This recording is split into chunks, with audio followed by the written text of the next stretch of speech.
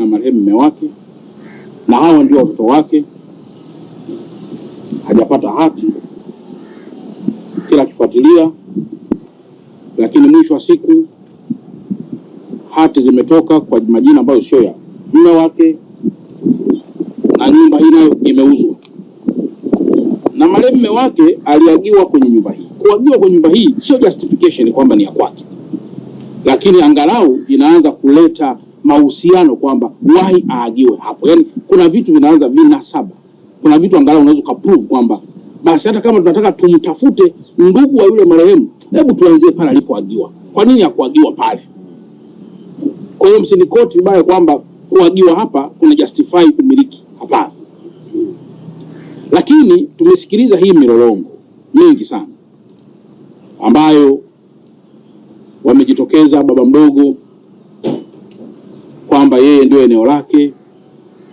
Amejitokeza bwana Joel Mwambungu kwamba yeye ni mmiliki wa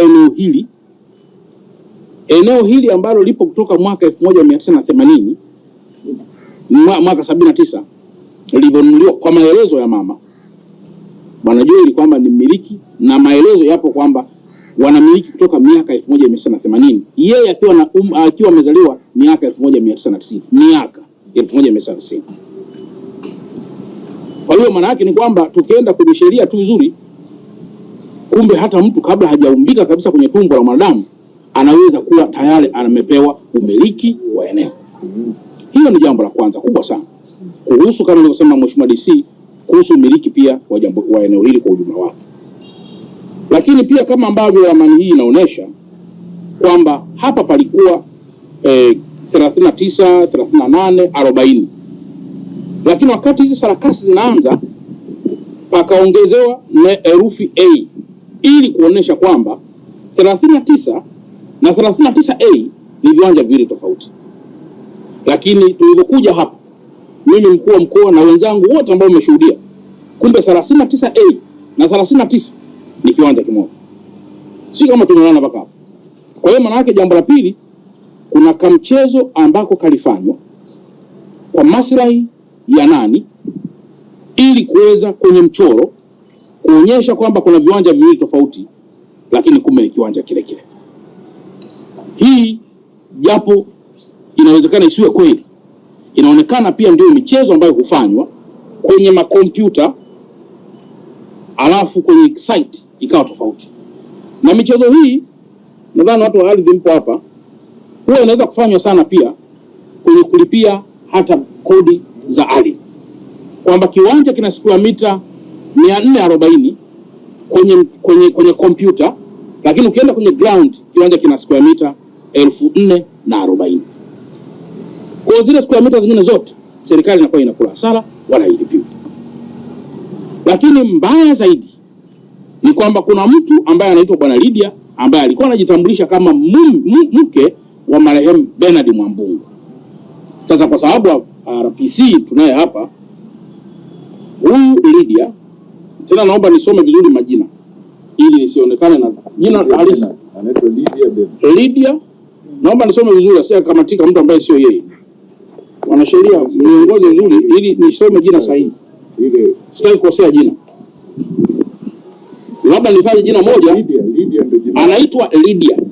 Aliyekwenda kuwa ndio mke wa marehemu. Atafutwe, awekwe lock up kwanza.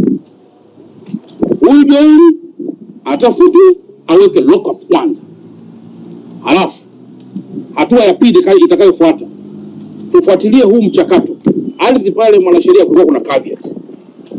Na unajua damu ya mwanadamu huwa inanena. Umeona sasa hivi mama anasema naomba nishukuru kitu fulani. Maana yake huo ni ushahidi wa kwanza nyinyi kushukuriwa. Lakini hapo kwa ardhi wanatajwa watu ambao ndio wanaokwamisha mambo mbalimbali sana katika taifa letu. Sasa wakishakamatika hao, DSO upo hapa, watu takuru wapo, mkuu wa wilaya upo.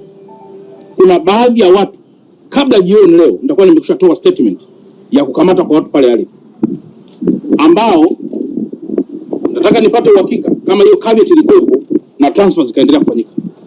Kwenye sheria ikoje? Mpaka jioni nitakuwa nimekushapata statement nzuri sana, kwa sababu niko na jopo la wanasheria wazuri wengi tu hapa. Lakini hawa wawili kwanza wakamata. Lakini jambo la tatu, hii nyumba ilipouzwa valua kwa ajili ya kubadilisha umiliki imesoma almost kama milioni 100 plus. Nimeshamwambia Commissioner General wa TRA Mwenda anipe mtaalamu wa TRA ambaye anahusika na masuala haya. Hapa sasa hivi sijamuona, ili aje tena afanye tathmini hiyo tuweze kujua kwamba mauzo haya yalikwepa kodi ya serikali ama ya kukwepa kodi ya serikali. Lakini jambo la 4, wataalamu wa ardhi wote mpo hapa, kiwanja kile pale kile namba 38 wametoa maelezo familia kwamba hati ilichukuliwa na huyo shangazi, anapobanwa anasema imechukuliwa na baba mdogo ambaye alikuja kufariki. Sasa wakaenda kufuata process zote, wakatangaza ili wapate tena hati ya marehemu mume wao, yeye kama mmiliki wa mirathi. Mpaka leo hajapata hati. Kwa hiyo watu wa ardhi, msajili upo hapa, wote mpo hapa, hilo liangalieni vizuri, kwa sababu hapa nataka tuunde kamati maalum, na kamati hapa zitakuwa 2, Mheshimiwa DC, zitakuwa 2 ambazo zitafanya kazi kila moja kwa wakati wake. Kwa hiyo nakuelekeza Mheshimiwa DC uunde kamati ya wilaya, halafu na mimi mkuu wa mkoa naunda kamati ya mkoa kwa uzito wa jambo lenyewe, ambalo nitashirikisha ofisi ya Mheshimiwa Waziri Mkuu kwa sababu kuna waziri wetu wa TAMISEMI, nitashirikisha ofisi ya DS ya RICO, nitashirikisha ofisi ya ZPC, nitashirikisha ofisi ya TAKUKURU, nitashirikisha ofisi zote za wataalamu, na nitaomba mtaalamu mmoja kutoka ofisi ya rais, ili tuonae katika masuala haya iwe ni kama capstone ya kuweza pia kuendelea kutatua migogoro ya aina nyingine. Kwa hiyo kamati ndio mimi, wewe DC utafanya kamati, mimi mkuu wa mkoa nitaunda kamati ambayo itashirikisha sasa wataalamu mbalimbali. Na la mwisho, Mheshimiwa DC, kwa sababu tumegundua sasa hii migogoro pale kwenye faili yako unayo mingi, wenzetu wa ardhi nao wanatatua, huku nako wanatatua, kila mahali wako kunaweza kuwa kuna watu wazuri na kuna watu wabaya. Kuanzia tarehe 22, Mheshimiwa DC, niangalie tarehe 22 ni juma ngapi? Tarehe 22 ya mwezi wa kwanza. Angalia itakuwa juma ngapi? Kuanzia tarehe 22, Mheshimiwa DC, tupate full 3 days katika wilaya yako hii ya Kinondoni. Tupige kambi Alhamisi, tupige kambi Ijumaa, tupige kambi Jumamosi. Tutatue shida za watu tukiwa na wataalamu wote wa mkoa wa Dar es Salaam. Nafahamu mnafanya, lakini tunarudia tena mara kwa mara ili kwamba hawa ambao wanalia, kwa mfano mama huyu umri huu akianza kulia, hivi wewe kijana unafanikiwaje? Umri huu akianza kulia, wewe kijana unafanikiwaje? Na kwa taarifa, sijikutaka tu waseme mambo mengi, lakini mtu ambaye alishawahi pia kuwa jirani yao tu mzuri tu, ni moja kiongozi mkubwa sana katika taifa ambaye anafahamu vizuri sana jambo hili, sikutaka kutaja huko. Kwa hiyo nafikiri kazi hii inaanza mara moja. Saka RPC upo hapa, kazi hii inaanza mara moja. Huyu Lydia tumchukue, halafu atupitishe kwamba yeye ni mke wa Bernard, kwa sababu mke sio kwa maneno, mke ni kwa sheria. Je, alipokuwa na saini ni kweli mama alikuwa anamtuma, au kama alikuwa mtumi, kwa nini alikwenda kufanya na mimi jambo hilo?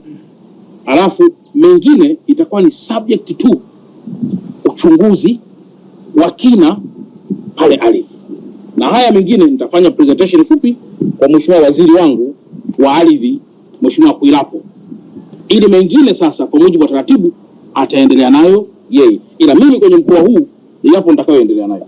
Mama, mimi nakuthibitishia hii mali kama ni ya kwako. Wataalamu wapo hapa wa ardhi, sio wote wananuka, wapo wengine wazuri mno, ndio pia wanatusaidia kazi hizi. Mali tarudi mikononi mwako. Amina sana. Kama kweli mali hii ni ya kwako, mali tarudi mikononi mwako. Na kwa mantikio RPC na mkuu wa wilaya, kama ambavyo mkuu wa wilaya amesema hapa kwamba mtakaa na RPC ili kuweza kuangalia, mimi kama mkuu wa mkoa nasema hapa asing'ae mtu yoyote mpaka huu uchunguzi wangu ufanyike. Asing'ae mtu yoyote mpaka uchunguzi wangu ufanyaje? Ukamilike. Na hautachukua muda mrefu. Kama kuna mtu ana haraka, alikuwa mkoa, ninayo mamlaka ndani ya mkoa. Ninayo mamlaka ndani ya kulinda watu na mali zao, kutetea watu, kusimamia maendeleo, kusimamia si vitu gani. Hiyo haki yote ninayo mimi kama mkuu mkoa. Kwa hiyo mtu yote mwenye haraka anisubiri mpaka nimalize hayo yote, alafu nitoe taarifa. Kama mali itakuwa kwa mama, itabaki kwa watu wengine kwa mujibu wa taratibu, tutaelezana vizuri. Kwa hiyo hapa asipatikane mtoto. Na mama ambaye yuko hapa, nikushukuru sana pia kwa ushirikiano wako. Nikushukuru sana. Na jambo jingine, wenye viti hawa serikali za mitaa, huko hapo mwenyekiti wa serikali huko hapo.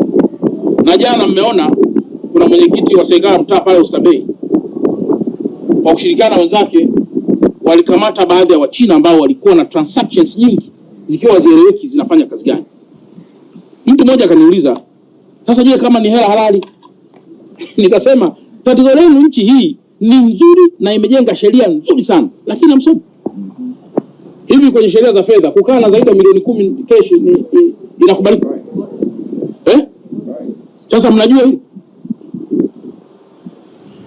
Sasa wewe uko na mihela pale mingi pale, tukikuuliza hebu tueleze vizuri, hii ni mauzo ghafi au ni faida? Justify hilo tu, ili tueleze vizuri.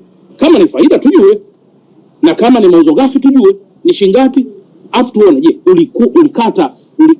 ulikata risiti, omba risiti, je, ulilipa kodi ya serikali? Hilo tu. Lakini mngekuwa mnasoma vizuri sheria za nchi hii, hata milioni 10 tu keshi lazima ni kinyume cha sheria. Kuwa nayo hivi, wewe unatoka nayo wapi? Mbona tuna mabenki yako? Ndio maana na hela ikiingia hata milioni 10 haina maelezo, watakwambia benki tunaomba maelezo, njoo mara moja tutoe maelezo. Hiki ni nini? Kama umeuza ardhi tunaomba mkataba, kama umeuza ardhi tunaomba tax clearance, kama umefanya nini tunaomba jambo hili, ndio unakuruhusu kuchukua milioni 10 yako. Kwa hiyo mwenyekiti, tunahitaji pia muendelee kuwa msaada mkubwa kwa wananchi unaowaongoza. Msije mkaconspire na wahuni, wala msije mkaconspire na watu ambao wanaweza kuleta madhara makubwa ya maendeleo katika taifa letu. Mimi leo nikisikiza taarifa hii, kichwa kinakuwa cha moto ghafla. Sasa kwa sababu ni mambo ya kisheria, ndio nini taratibu kwenye mambo ya kisheria. Hafu tarudi tu hapo. Sawa sawa jamani? Jamhuri ya Muungano wa Tanzania.